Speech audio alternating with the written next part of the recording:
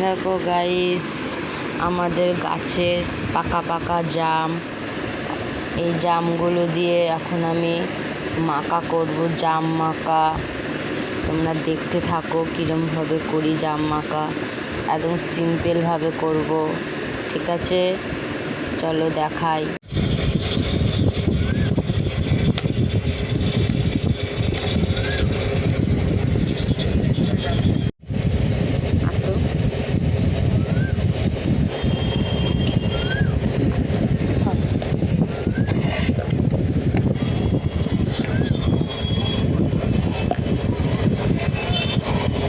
লঙ্কাটা ভালো করে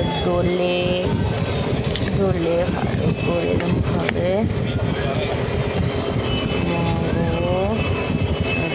চটকাবো। আমাদের জাম মাখা হয়ে গেছে। এবার